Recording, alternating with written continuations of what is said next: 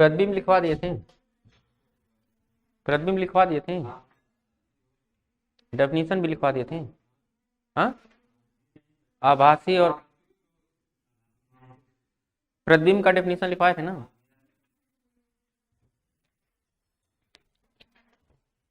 Figure बनवा दिए थे। हाँ, वास्तविक प्रतिबिंब कब बनेगा और आभासी, ये तो बताए थे ना। हाँ, बोलिए भाई, प्रतिबिंब का डेफिनेशन लिखवा दिए, वास्तविक प्रतिबिंब का फिगर बनवाए दोनों का ना। हाँ, दोनों का फिगर बना ना। वास्तविक प्रतिबिंब में मैंने जब फिगर बनाया था तो बताया था कि ये मान लीजिए क्या है, प्लेन मिरर है ना। दूर बात क्या कर रहे हैं, दूर से जब किसी वस्तु से प्रकाश किरणें आती हैं तो मैंने बताया था कभी भी इमेज फॉर्मेशन में आप एक नियम हमेशा याद रखिएगा, आगे पूछूंगा भी, कि प्रतिबिंब तभी बनता है जब अपवर्तन या परावर्तन के पश्चात प्रकाश किरणें कहीं एक दूसरे को प्रतिच्छेद करें या एक दूसरे से आके मिले। ठीक, तो इसका क्या होगा, परावर्तन होगा। और परावर्तन के नियम से हम लोग जानते हैं कि अभिलंब डालते हैं, अभिलंब की दूसरी ओर प्रकाश किरणें जाती हैं, परावर्तन के पश्चात जहां प्रतिच्छेद करेंगे वहां प्रतिबिंब बन जाएगा। वस्तु बहुत दूर है तो माना जाता है कि पीछे कहीं वस्तु है ना, माना जाता है पीछे कहीं वस्तु है। ओ फॉर ऑब्जेक्ट और आई फॉर इमेज। तो यहाँ जो प्रतिबिंब बना ये वास्तविक प्रतिबिंब बनता है। लेकिन अगर मान लिया जाए कि वही प्रकाश किरण किसी नजदीक रखे वस्तु से जब चलता है तो नजदीक रखे वस्तु से चलने वाला प्रकाश किरण का भी क्या हो, परावर्तन हो। और ये परावर्तन के लिए अभिलंब खींचेंगे, अभिलंब के बाद प्रकाश किरणें परावर्तित होकर के दूर जाएंगी। ये कहीं मिलती नहीं है तो माना जाता है पीछे कहीं जाकर के मिलेंगी, है ना। तो जब पीछे मिलेंगी तो यहाँ पर समझ में आया ये जो वस्तु था इसका प्रतिबिंब आई, है ना, यहाँ बन जाए। तो ये जो प्रतिबिंब बना ये आभासी प्रतिबिंब बनता है। और इसके पहले ये जो वास्तव में प्रकाश किरणें जब भी काटेंगी वहां वास्तविक प्रतिबिंब बनेगा, और जहां आभासी रूप से काटेंगे वहां आभासी प्रतिबिंब। तो कल फिगर में मैंने बताया भी था, यहाँ जब बनाए होंगे तो ये क्या था, इसको मैंने बताया था, इसको मानिएगा क्या, वास्तविक प्रतिबिंब, और इसको क्या लेंगे, आभासी।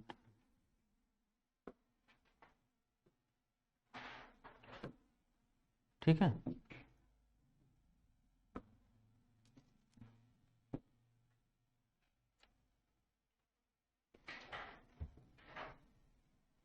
चलिए प्रतिबिंब तो क्लियर हो गया।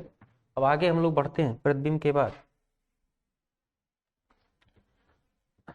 अब यहाँ से इसके पीछे का टॉपिक था, अब यहाँ से हम लोग दर्पण के बारे में सीखेंगे। दर्पण क्या होता है, दर्पण जिसे आईना भी कहते हैं। दर्पण बनता कैसे है, दर्पण शीशे का बनता है। और शीशा कैसे बनता है, पढ़े होंगे आप 11th में। शीशा कैसे बनता है भाई, शीशा कैसे बनता है, जो सिलिकॉन ऑक्साइड बालू जिसे रेत बोलते हैं, रेत, रेत को खूब गर्म करके पिघला दिया जाता है। रेत जो होता है उसी को खूब गर्म करके पिघलाया जाता है, और पिघला करके द्रव अवस्था से फिर सॉलिड अवस्था में जब लाया जाता है उसको, उसके अणु जब होते हैं एक दूसरे से जुड़ जाते हैं तो वही रेत से क्या बन जाता है, उसी रेत से सिलिकॉन ऑक्साइड से शीशा बन जाता है ना। अब वो शीशा जो होता है, उस शीशा एक पारदर्शी माध्यम होता है, लेकिन शीशे पारदर्शी माध्यम के जो शीशे को एक तरफ रेड ऑक्साइड का पेंट चढ़ा देते हैं, दो सतहें होती हैं, उन दोनों सतहों की एक तरफ रेड ऑक्साइड का लेप चढ़ा देते हैं तो हमारा दर्पण बन के तैयार हो जाता है। ठीक, और वो विभिन्न डिजाइन के आपके मार्केट में मिलते भी हैं, जैसा चाहे वैसा दर्पण आप ले सकते हैं। ठीक, और उसमें हम लोग क्या देखते हैं, अपना रूप, है ना, क्या देखते हैं, रूप कैसा है और रूप पर रंग कैसा चढ़ा है ना, रंग अच्छा चढ़ा है कि खराब चढ़ा है, कितनी मात्रा में चढ़ा है, कम है कि अधिक है, और चाहिए तो और लगा दें और कम चाहिए तो कम लगा। बात समझे। तो ये किस सुबह जब भी हो, मतलब शीशा अगर न रहे, सोचिए अगर दुनिया में शीशा न रहे तो महिलाओं का क्या होगा। अगर शीशा न रहे, पुरुष वर्ग का तो ज़्यादा दिक्कत नहीं, वो कैसो चिलगुदर बन के चल देंगे, बस में उनको कोई समस्या होने वाली नहीं है। अगर शीशा न रहे तो महिला वर्ग जो है उनको तो बहुत परेशानी झेलनी पड़ेगी, बात समझे। लेकिन हाँ, समय का बचत तो बहुत ज़्यादा हो जाएगा, बहुत बचत होगा समय का, बात समझे। कितना हो समय दे दीजिए, अब वो शीशे के सामने खड़ी हो गई, अब मेकअप अगर रखा गया है तो उस समझ लीजिए तब वेट करते रहिए, बात समझिए। जब तक रूम रूम में मेकअप भर नहीं देंगे तब तक वहां से घुसकने वाले।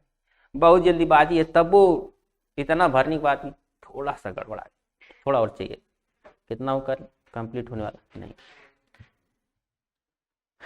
तो शीशा जो है ये महिलाओं के लिए बहुत जरूरी है ना, बहुत जरूरी। इसीलिए सबसे ज्यादा ज्यादा जब देखा जाए तो श्रृंगारदानी जरूर दिया जाता है, पता नहीं कौन सा श्रृंगार। रस में मत जाए, श्रृंगारदानी श्रृंगार रस तो बहुत रस, रस में जो हिंदी का वो रस जो चैप्टर है ना उसमें जो मजा है वो हर किसी चैप्टर में नहीं है। रस तो रस ही है। श्रृंगार रस और में तो चले गए बच्चे, किसी दिन वियोग रस में भी जाओगे, बात सुनिए। श्रृंगार और वियोग दोनों चलता रहता है, दोनों ही ठीक।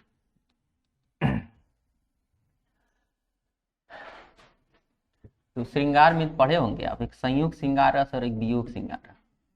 अब श्रृंगार में तुम कौन से श्रृंगार में अभी इस अवस्था में हो मुझे नहीं पता, संयोग में है कोई वियोग में। लेकिन वास्तव में अगर वियोग श्रृंगार रस किसी के साथ अगर घटता है तो किसके साथ घटता है? केवल वो सारस के जो जोड़े होते हैं वो वास्तव में वियोग श्रृंगार रस में जाते हैं। बाकी दुनिया में कोई पैदा नहीं हुआ कि उसको प्रेमी और प्रेमिका में से कोई एक चला जाए तो दूसरा भी चला जाए, इक्का दुक्का।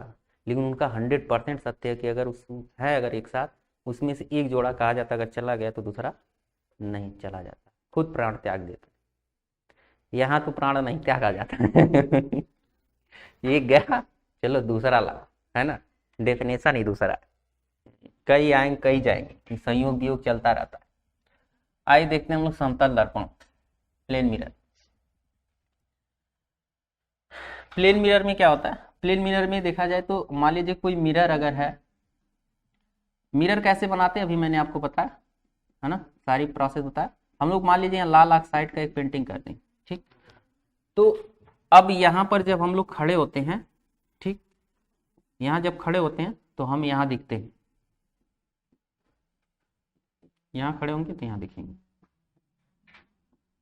ठीक। ये शीशे के पीछे प्रतिबिंब होता है और शीशे के आगे जो होता है वो बिंब होता है। शीशे के आगे बिंब और शीशे के पीछे जो होता है प्रतिबिंब होता है, ठीक। अब समतल दर्पण में जो प्रतिबिंब बनता है उसमें बहुत सारे कंडीशंस बनते हैं। समतल दर्पण क्या होता है?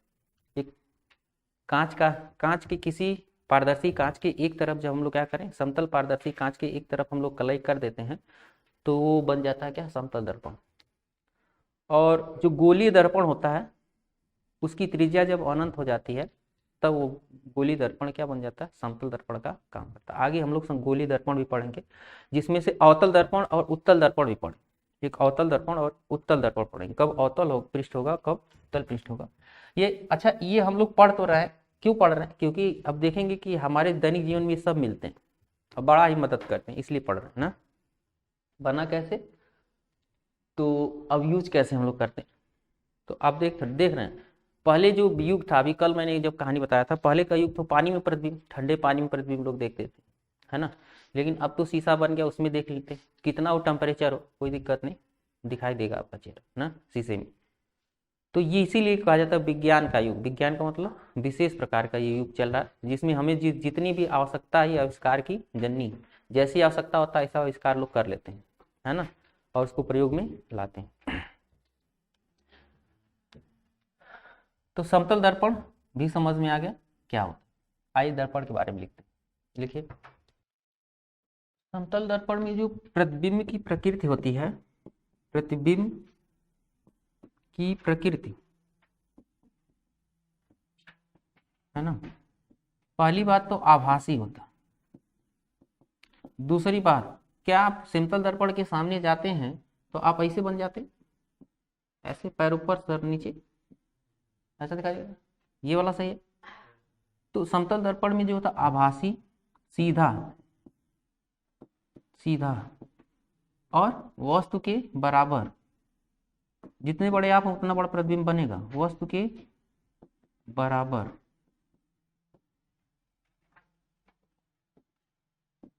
दर्पण से वस्तु जो होता है और दर्पण से जो प्रतिबिंब होता है, प्रतिबिंब दोनों समान दूरी पर होते हैं, समान दूरी पर होते हैं।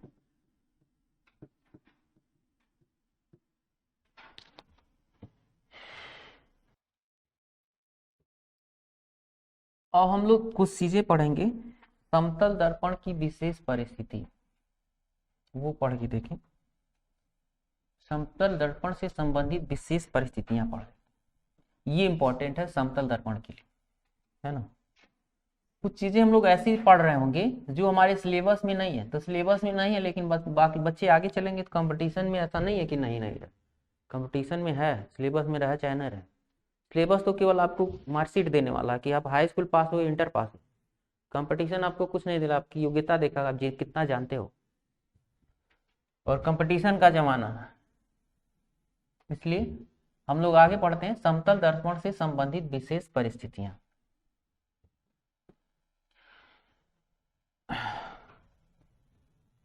अब कुछ बच्चे ऐसे होंगे जो नाई या दर्जी के यहाँ गए होंगे, या चाहे बच्चियां जो होंगी वो कभी ना कभी क्या बोलते हैं, हाँ, ब्यूटी पार्लर। कहाँ जाती हैं? ब्यूटी पार्लर जाती हैं। उसमें बड़ा बड़ा शीशा लगाते हैं, है ना। आगों शीशा रहता, पीछों शीशा रहता, है ना। तो एक बार तुम यहाँ दिखबा करते हो, यहाँ बैठे हो अगर तुम तो यहाँ दिखोगी, पीछों दिखोगी, पीछों दिखोगी, वो पीछवा दिखोगी, एवं दिखोगी, एवं दिखोगी, वो पीछवा दिखोगी। देखे हो ऐसा? हाँ, इसका मतलब ये है कि जब दो दर्पण के बीच में तुम आते हो तो तुम्हारे प्रतिबिंबों की संख्या क्या होती है? बढ़ जाती है। तो पहला कंडीशन हमें यही पढ़ना है कि प्रतिबिंबों की संख्या में पढ़ना, कितने प्रतिबिंब बनेंगे, प्रतिबिंबों की संख्या पढ़ना, कितने प्रतिबिंब हमारे दो दर्पण के बीच में बनते हैं ये जानना ना। प्रतिबिंबों की संख्या निकालना है तो हम लोग प्रतिबिंबों की संख्या n बराबर पढ़े 360 बटे थीटा, है ना। 360 बटे थीटा ये प्रतिबिंबों की संख्या बताता है कितने एंगल्स पर। ये थीटा क्या है कि ये जो मिरर रखे गए हैं, दो मिरर, है ना, इन दोनों मिररों के बीच कितना एंगल है ना, कितना एंगल है। अगर वो दोनों समांतर हो गए तो आप 0 डिग्री का बन जाएगा ना। दोनों प्रतिबिंब समांतर हो गए तो 0 डिग्री का हो जाए, और 0 डिग्री से जब हम भाग देंगे तो अनंत मिलेगा। मतलब भाई जो प्रतिबिंबों की संख्या अगर समांतर है ना तो बहुत सारे होंगे, अनंत होंगे। लेकिन वही कहीं एंगल पर होगा तो सीमित होता है। किसी एंगल पर जब प्रतिबिंब मिरर हो जाते हैं तो सीमित होता है ना।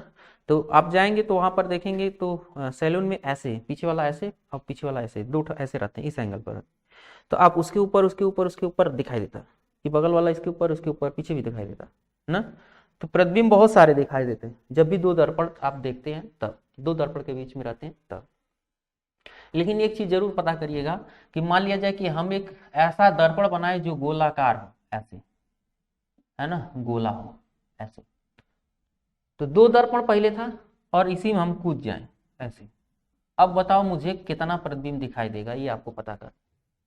ये गोली मतलब बेलनाकार दर्पण बनाए, चारों ओर से दर्पणता रहे और हम कूद जाएं, और वहां जाके देखिएगा आपका प्रतिबिंब कितना बनता है ना। ये आपको सर्च करना। यहाँ देखिए, मान लीजिए अगर थीटा हो जाए तो थीटा हो जाए तो प्रतिबिंबों की संख्या देखिए डिपेंड करता है इसका भाग क्या आने वाला। दरअसल हम लोग जो कोण में कोण से भाग दे रहे होंगे तो एक संख्या आएगी, और वो जो संख्या है, ये संख्या जो है या तो संख्या सम में आएगी या तो विषम में आएगी, है ना। अगर संख्या सम में आती है तब प्रतिबिंबों की संख्या 360 बटे थीटा माइनस 1 होगा। संख्या अगर सम में आती है तो प्रतिबिंबों की संख्या जो होगी 360 बटे थीटा माइनस 1 होगा। अगर विषम में आती तो दो कंडीशन है। दो कंडीशन क्या होता है विषम के लिए एक सममित होता है और एक विषम सममित होता है।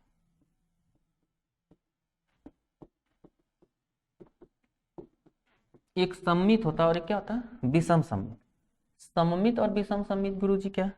सममित का मतलब ये होता है कि अगर मान लिया जाए कि ये जो हमारे पास मिरर है, उस मिरर में, दोनों मिरर के बीच अगर कोण थीटा है और इसके बीच जो हम लोग एक लाइन ड्रा करें जो θ/2 पे जाता हो, θ/2 तो सममित स्थिति तब होती है कि जब ऑब्जेक्ट इसी पर बैठा हो, इसे बोलते हैं सममित। तो सममित की स्थिति में होता है 360/θ-1। और अगर वो विषम सममित की स्थिति में चला गया, विषम सममित का मतलब ये है कि जो θ/2 हमने लिखा ना, उसके इर्द गिर्द इधर हो, चाहे कहीं भी हो, उस पार हो चाहे इस पार हो, तब यहाँ होता है 360/θ। यहाँ जो प्रतिबिंबों की संख्या n है वो हो जाता है 360/θ। कितने प्रतिबिंब बने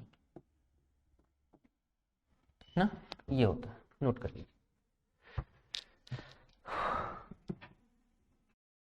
हो गया। इस पर क्वेश्चन होगा, देख लेते हैं। क्वेश्चन लिखिएगा, दो समतल दर्पण परस्पर, दो समतल दर्पण परस्पर 120 अंश का कोण बनाते हुए स्थित हैं। उनके ठीक बीच में एक वस्तु स्थित है। वस्तु के प्राप्त प्रतिबिंबों की संख्या बताएं। वस्तु के प्राप्त प्रतिबिंबों की संख्या बताएं। ठीक है, तो दो समतल दर्पण परस्पर 120, थीटा बराबर लिख देंगे 120, है ना।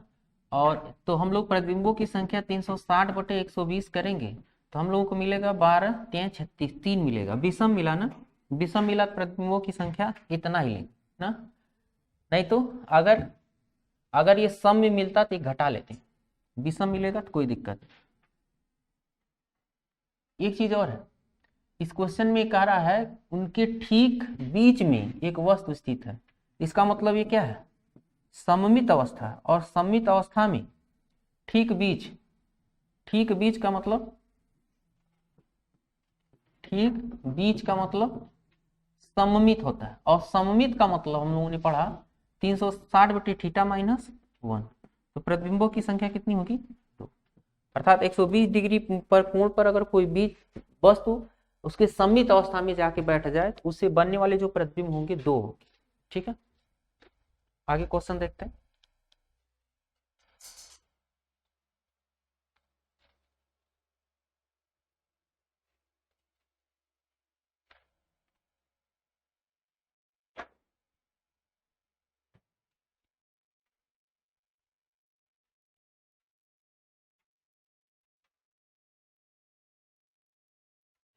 अगला क्वेश्चन है, एक मनुष्य 15 मीटर प्रति सेकेंड की चाल से, अब इसको समझना है लेकिन पहले हम लोग कुछ बातें समझ लेते हैं, तब हमको प्रतिबिंबों की संख्या तो निकल गया। एक और क्वेश्चन लिखिए, एक दर्पण दो समतल दर्पण 45 अंश के कोण पर रखे गए हैं।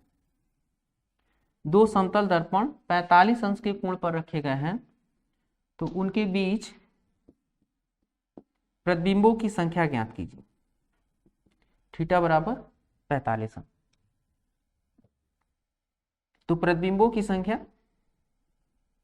अगर आप देखेंगे तो यहां से हमें मिलेगा प्रतिबिंबों की संख्या n बराबर 360/45। 45 से अगर हम लोग भाग देंगे तो मुझे लगता है 15 3 45, 15 दूना 30, 15 चौका 60, 3 बटे 24, 8। n की वैल्यू क्या मिली, 8। और n की वैल्यू जब भी कभी क्या मिलेगा, सम मिलेगा। क्या मिला, सम।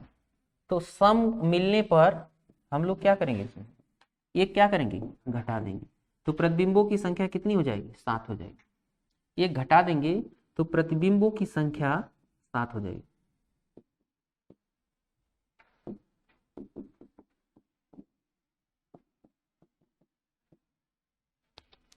प्रतिबिंबों की संख्या 7 हो। अभी हम लोग पढ़ रहे थे क्या फर्स्ट पॉइंट हम लोगों ने पढ़ा है दर्पण से संबंधित विशेष परिस्थितियां हम लोग पढ़ रहे हैं, जिसमें से प्रतिबिंबों की संख्या हम लोग फर्स्ट स्थिति देख लेंगे। पहली स्थिति की प्रतिबिंबों की संख्या कितनी बनेगी किन्हीं दो दर्पणों के बीच। आइए आगे देखते हैं। दूसरी स्थिति ये है कि मान लीजिए कोई दर्पण है, किसी व्यक्ति को एक क्वेश्चन पूछता है कि एच ऊंचाई के एक व्यक्ति या वस्तु का प्रतिबिंब देखने के लिए हमें दर्पण की लंबाई कितनी रखनी पड़ती। कोई दिक्कत नहीं, इसको समझते हैं। तो सेकेंड पॉइंट लिखिएगा, एच ऊंचाई की वस्तु को देखने के लिए आवश्यक दर्पण की लंबाई चाहिए, आवश्यक दर्पण की लंबाई।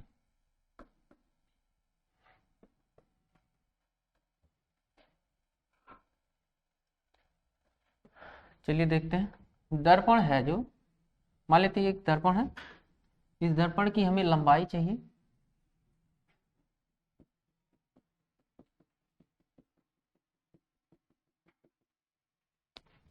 देखिए होता क्या है, हम लोग परावर्तन का नियम पढ़े, तो परावर्तन के नियम में हम लोग पहले दर्पण बना लें और इस दर्पण के आगे हम लोग h लंबाई की एक वस्तु रख देते है ना, एक वस्तु हम रख देते हैं h लंबाई का।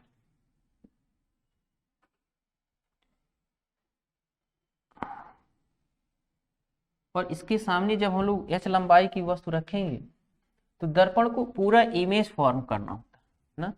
तो कैसे इमेज फॉर्म करेगा, हम लोग जानते हैं कि किसी वस्तु से चलने वाली जो प्रकाश किरण होती है उसका परावर्तन होता है। तो यहाँ देखिए इसके हम लोग कुछ भाग ऐसे करेंगे ताकि हम परावर्तन नियम की व्याख्या कर सकें। कैसे व्याख्या करेंगे देखिएगा, जैसे मान लिया जाए परावर्तन नियम हम लोगों को दिखाना है।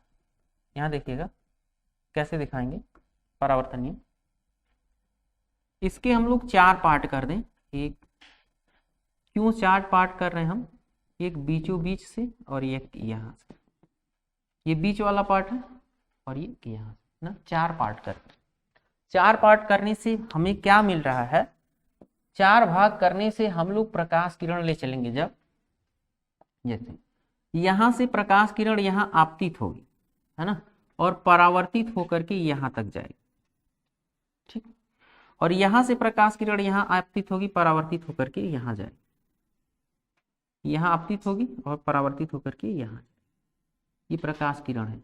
कभी भी क्वेश्चन चित्र बनाते समय प्रकाश किरणों का डायरेक्शन जरूर देखना और ढंग से देखना। ये हमारा वस्तु रहा इधर और ये हमारा दर्पण रहा इधर ना।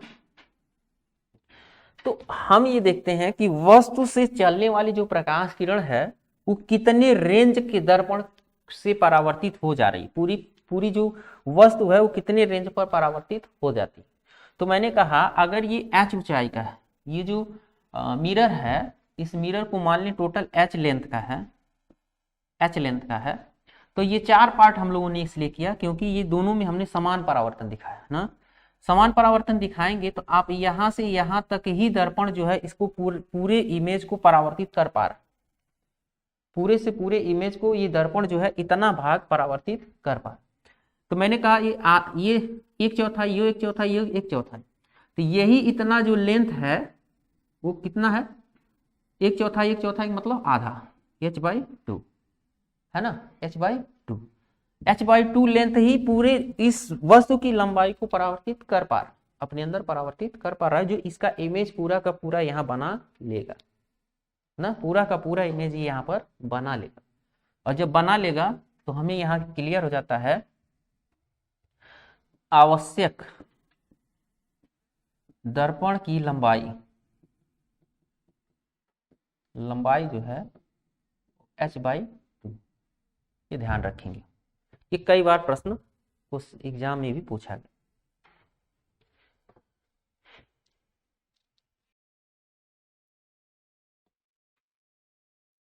देखिए अगर मान लीजिए कोई मिरर है तो आपने देखा उस मिरर के सामने जब कोई व्यक्ति खड़ा होता है अपनी लेंथ को देखना चाहता है। तो ये तो बात समझ में आई, वो अपनी लेंथ को देखना चाहता है।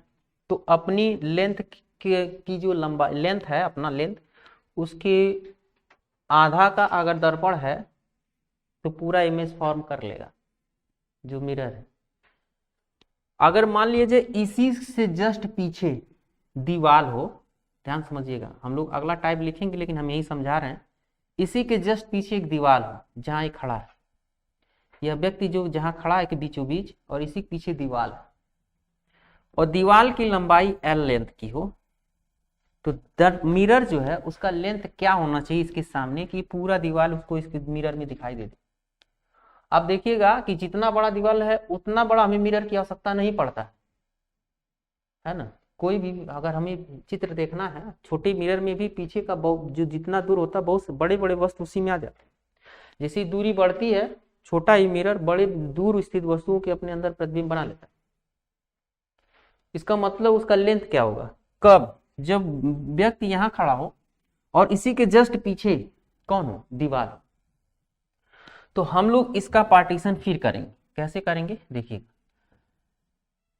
यही जो अभी आपने देखा, यही आए पीछे यहां तक, और ये यहां तक आ जाए अगर, तो अब देखिएगा यही पूरा का पूरा ये जो लेंथ है एल लेंथ के रूप में इसको डिवाइड करना। ये जो लेंथ रखा गया हमें एल लेंथ की, मान लिया जाए कि आप पूरे इमेज को देखने के लिए आपने पूरा इतना बड़ा दर्पण लगा रखा है, लेकिन आवश्यकता नहीं है आपको इतने इतनी बड़े जो दिया गया दीवार है, दीवार के लेंथ को देखने के लिए, दीवार के लेंथ को देखने के लिए हमें इतने बड़े मिरर की आवश्यकता नहीं, पूरे इतनी बड़ी है ना। कितनी लेंथ की आवश्यकता है, तो हम लोग इसको डिवाइड करेंगे इसको। तो डिवाइड करने के बाद ये परावर्तन रूल हमें दिखाना होगा। तो जितना भाग इस मिडिल पॉइंट से जितना भाग नीचे होगा उतना भाग कहाँ रखेंगे, ऊपर। तो एक कितना भाग है ये, 1 2 3 भाग ऊपर, 1 2 3 भाग किधर, नीचे, अर्थात 3 भाग ऊपर और 3 भाग नीचे। तो ये तो मिडिल पार्ट है ना, ध्यान समझिए। तो मुझे बताइए ये जो टोटल जो हाँ पीछे बीच वाला वैल्यू है वो कितना हो जा रहा है, 3 भाग ऊपर और 3 भाग नीचे, है ना। 3 भाग ऊपर कर दिए, 3 भाग नीचे।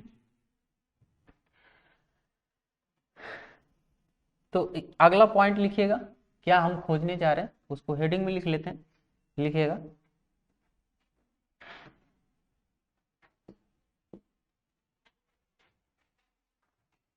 यदि कोई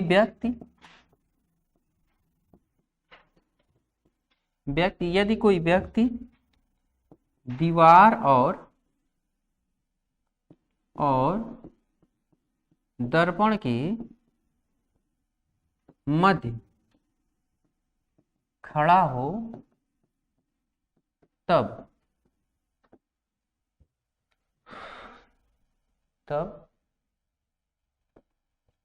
दर्पण में दीवार को पूर्ण दीवार को लिख लेते हैं, या दीवार का पूरा प्रतिबिंब देखने के लिए, दीवार का पूरा प्रतिबिंब देखने के लिए आवश्यक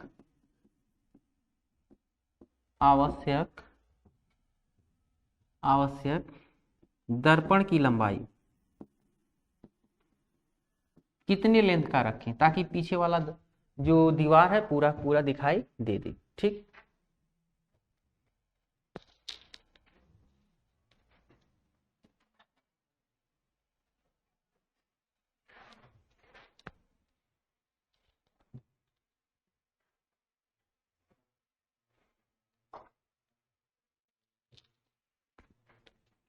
हो गया बच्चे, बात नहीं करेंगे, यहां ध्यान दीजिए। तो आपको अभी मैंने इतना बात बताया कि जब हम लोग रिफ्लेक्शन दिखा रहे होंगे तो मिडिल पॉइंट हम यहाँ से रिफ्लेक्शन के पश्चात हम एक मिडिल पॉइंट खोज रहे हैं, ये अब जाकर के मिडिल पॉइंट पर मिले ना, तो एक बीचों बीच हमने बांटा, तो इसका 2 पार्ट अभी था तो 3 पार्ट ऊपर लिया, तो टोटल कितने पार्ट हो गए? 6 पार्ट हो। तो एक पार्ट का लेंथ कितना होगा? एक पार्ट का लेंथ कितना होगा? L बाई होगा ना।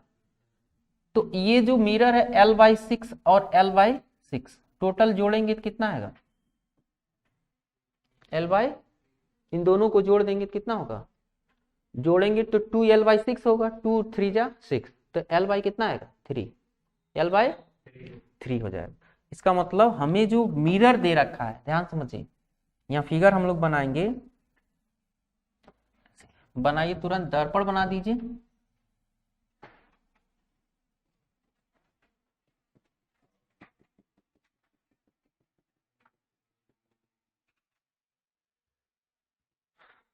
दर्पण बना दीजिए बच्चे, और दर्पण के सामने एक दीवार कर दीजिए।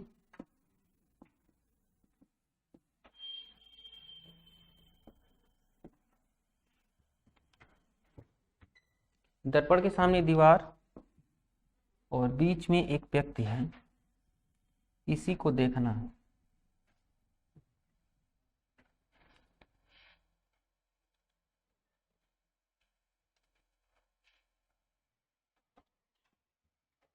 बीच में एक व्यक्ति है, इसी को देखना है। तो हम लोग क्या करेंगे, इसको बीचों बीच डिवाइड कर दीजिए, इसको ऐसे, इसको बीचों बीच ऐसे डिवाइड कर दीजिए, है ना। तो इसको अपना देखने के लिए आधा चाहिए था, तो 3 पार्ट ऊपर करेंगे, आधे हाथ पर हो गया। अब इसमें 3 पार्ट करेंगे, 1 पार्ट, 2 पार्ट और 3 पार्ट ऊपर हो जाएगा। 1 पार्ट, 2 पार्ट और 3 पार्ट, क्योंकि इस व्यक्ति के लिए 2 ऊपर चाहिए, एक इसका लेंथ ऊपर बढ़ जाए।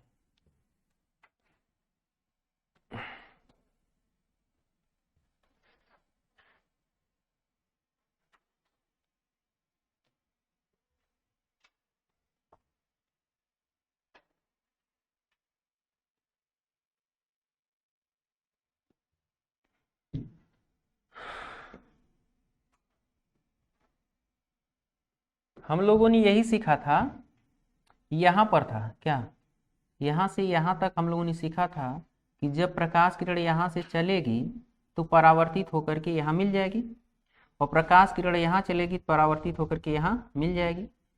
तो हम इस प्रकाश किरण को यहाँ से ला रहे हैं, यहाँ से ला रहे हैं, है ना, यहाँ से ला रहे हैं। तब ये डायरेक्शन जरूर दिखाएं प्रकाश का, कहाँ से परावर्तित, आपतित और परावर्तित हो रहा है, ठीक है। परावर्तन जरूर दिखाएं, डायरेक्शन जरूर दिखाएं।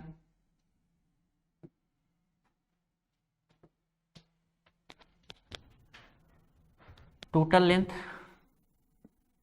L मान लें अगर, तो एक लेंथ जो है L/6 का होगा, और 2 लेंथ जो होगा वो L कितना होगा, 3 का होगा। तो आवश्यक दर्पण की लंबाई जो हो गया,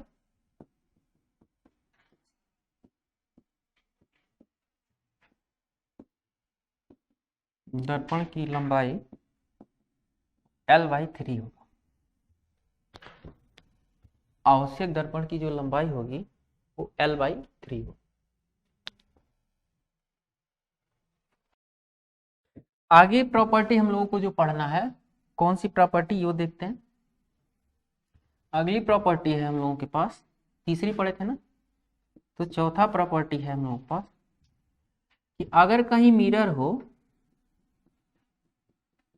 और इस मिरर के सामने कोई वस्तु हो और इस वस्तु का यहाँ प्रतिबिंब हो, तो आप कभी भी एक वस्तु का काम करिए और प्रतिबिंब के सामने जाइए, प्रतिबिंब के सामने, मतलब आप दर्पण के सामने जाइए, तो आपका जो प्रतिबिंब बनता है, तो आप देखते होंगे कि जब आप दर्पण के सामने बढ़ेंगे तो ये आप इधर अगर दर्पण की ओर जाएंगे तो प्रतिबिंब भी आपकी ओर आएगा, है ना। प्रतिबिंब जो होगा, अगर आप दर्पण की ओर जा रहे होंगे तो प्रतिबिंब आपकी ओर। लेकिन एक बात इसमें ये होती है कि अगर आप भी चाल से जाएंगे तो प्रतिबिंब टू भी चाल से आता है। प्रतिबिंब जो होता है वो आपकी दुगनी चाल से आता है। ठीक है, लिखिएगा। क्योंकि चाल बराबर होता है दूरी बटे समय। चाल बराबर क्या होता है? दूरी बटे समय। प्रतिबिंब जो होता है क्या करता है, देखिएगा। आप जब अगर यहां से x दूरी पर खड़े हों और ये प्रतिबिंब भी कितनी दूरी पर बनता है? x दूरी पर ना। अगर आप x दूरी पर खड़े हों तो प्रतिबिंब कितनी दूरी पर खड़ा होता है? x दूरी पर। तो आप जो डिस्टेंस ट्रेवल करेंगे दर्पण की ओर, कितना ट्रेवल करेंगे? x डिस्टेंस ट्रेवल करेंगे। तो चाल बराबर होगा दूरी बटे समय, x/t। लेकिन जो इमेज होता है ना, वो इमेज किसको किसको कवर करता है? ये 2x दूरी लेंथ को तय करता है। अर्थात जो यहाँ इमेज की जो चाल होती है 2x/t होती है। तो ये पहले का क्या हो गया कि अगर यहाँ अगर वेलोसिटी ऑफ ऑब्जेक्ट लें और वेलोसिटी ऑफ इमेज इसको लें तो वेलोसिटी ऑफ इमेज जो आया वो 2 गुना हो गया। किसका? वेलोसिटी ऑफ ऑब्जेक्ट का। वेलोसिटी ऑफ ऑब्जेक्ट का क्या हो गया? 2 गुना हो गया। इसीलिए यहाँ कहा जाता है जो प्रतिबिंब होता है वो दुगनी चाल से चलता है। ठीक, तो इसमें एक कहाँ होता है ये समझिएगा।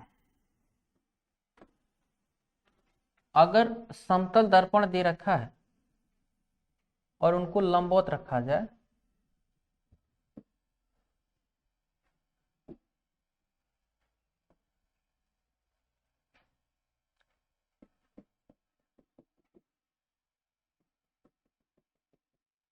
देखिए कैसे बनता है। अगर ये भी मिरर है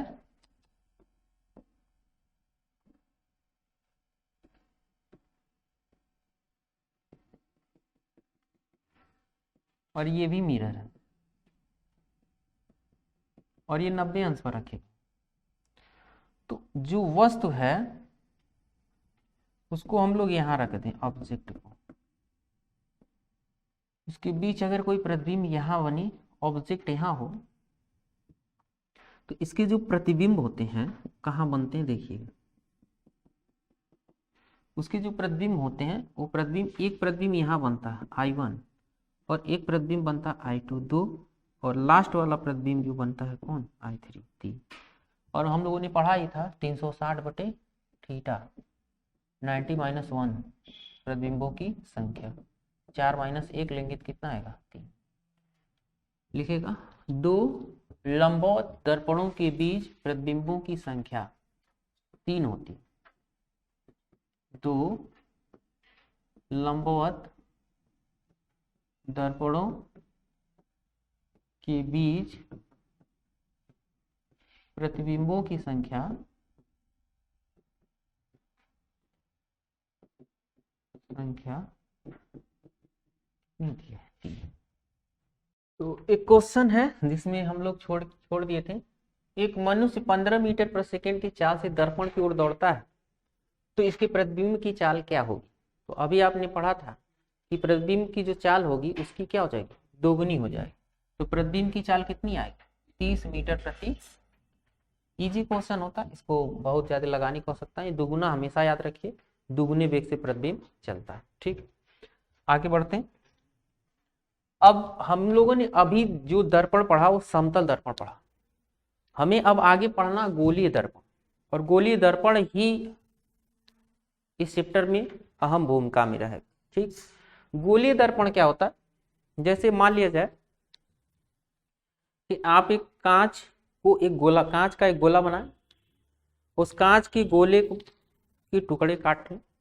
एक गोलाकार कांच हो, गोला, वृत्ताकार नहीं, ऐसे ही तो वृत्ताकार है, लेकिन अगर इस तरह से बनाए तो ये गोलाकार है ना। अब इसको हम लोग काटें और काट करके पेंटिंग करें, तो पेंटिंग करेंगे तो होगा क्या, किससे, लाल ऑक्साइड से वो दर्पण जब बनता तो वो गोलीय दर्पण होता। तो कहा जाता है जो गोलीय दर्पण है किसी खोखले कांच की पारदर्शी गोले का एक भाग होता है ना। जो गोलीय दर्पण है खोखले गोले के खोखले गोले का क्या होता है, कटा हुआ एक भाग होता है जिसके किसी एक भाग पर हम क्या करते हैं, कलई करते हैं। एक कटा हुआ भाग होता है जिसके किसी एक भाग पर हम लोग क्या करते हैं, कलई करते हैं। तो समझ लेते हैं, फिर हम लोग कल ही इसके बारे गोली दर्पण के बारे में कल ही लिखेंगे। गोली दर्पण जो होता है हम लोग क्या करें कि कोई भी अगर कुछ नहीं मिलता है तो देखे होंगे लिखा होता सीसी जगह जगह पे कहते लैला मजनू लिखा होता है उस पर, देखे हो नहीं देखे हो। हाँ तो उसमें कर मन करे फिर प्रयोग करना हो तो कोई दिक्कत नहीं, प्रयोग कर लोगे।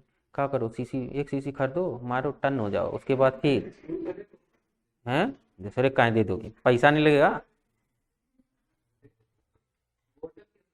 दुनिया में जहर छोड़ के कुछ भी खा के देख लो, कुछ होने वाला नहीं। पृथ्वी पर का सब, आज तुम लोग जानते हो एवरीथिंग इज क्या, मैटर, सब पदार्थ हैं। क्या है, पदार्थ हैं ना। लोग लिखते हैं शराब का सेवन न करें, तंबाकू का सेवन न करें, कहते हम सेवन नहीं कर रहे हैं, बस एनर्जी चेंज कर रहे हैं। जो हम लोग पढ़े हैं energy can not be created, can not be destroyed, मतलब ऊर्जा को न तो हम उत्पन्न कर सकते न ही नष्ट कर सकते। तो शराब है, हम उसको न नष्ट कर रहे हैं न तो उत्पन्न कर रहे हैं, कोई बात नहीं, ठीक। हम क्या कर रहे हैं, हाँ कन्वर्ट कर रहे हैं, एनर्जी का टेस्ट ले रहे हैं वो कैसा है। हाँ तो अगली जब मिले तो उसको सीसी खरीदिए, एक तो बढ़िया वाला सीसी जो एकदम पारदर्शी हो, झलकता हो, रंगीन वाला मत लीजिएगा। और सस्ता मिल जाएगा, 40-50 का मिलता है। अभी मत सोचना गुरु जी आपको रेट कैसे पता है। हाँ कितने का मिलता है। हाँ हाँ देखे प्रयोग करने वाले हैं इसमें मत सुने, तो कोई दिक्कत नहीं है। गोली दर्पण मिल जाएगा, क्या करने के लिए खरीदेंगे, प्रयोग करने में जो मजा है वो उसमें नहीं आज। तो जब उसको पटक के फोड़ी, जब जब चढ़ जाए तब उसको पटक के फोड़िए। जब चढ़ जाए कि अब एकदम बस से बाहर, तब पटक के उसको फोड़ दीजिए। और जब उसके टुकड़े टुकड़े हो जाए है ना, उसको ले जाइए फिर घर पर, उसको क्या करिए, लाल ऑक्साइड से पेंट कर दीजिए। हाँ लाल ऑक्साइड ऑनलाइन ऑर्डर कर लीजिएगा बस Amazon.com पर जाइए, रेड ऑक्साइड डालिए या गूगल पर सर्च मारिए, रेड ऑक्साइड डालिए, दुकान वाले ऑर्डर कर दीजिए। लाल ऑक्साइड जो मिलेगा उसी लाल ऑक्साइड से पेंट करके खुद मिरर आप बना सकते हैं। आप जब मिरर बनाएंगे ना तो आपका जो पेंटिंग है वो दो तरह से हो सकता है। या तो आप उभरे हुए भाग पर पेंटिंग कर सकते हैं, और एक तो छोड़ना ही छोड़ना, या तो दबे हुए भाग पर कलई करके। उभरा, उभरा मतलब उठा हुआ है ना। तो हमें जो दर्पण दे रखा है दो तरह का, एक अवतल है, एक उत्तल। तो समझिएगा जो अवतल, अव मीन्स दबाव, अवनमन पड़े हुए, अवतल मतलब जिस तल में क्या हो, अवनमन हो, उसे अवतल बोलते हैं। और अवतल दर्पण किससे, दर्पण जो होता है परावर्तक तल की बात करता है। हम देखते हैं दो चीजें दर्पण में, दो बातें हम लोग पढ़े हैं, एक परावर्तक तल और एक कलई का तल, है ना। परावर्तक तल, अगर परावर्तक तल हमारा कैसा है, अवतल है ना, परावर्तक तल कैसा है, अवतल है, ये दो टुकड़े हैं। अगर आपने परावर्तक तल इसको बनाया और इधर कलई कर दिया तो ये अवतल दर्पण बन जाएगा। और उत्तल मतलब उभरा हुआ तल, उभरा हुआ तल।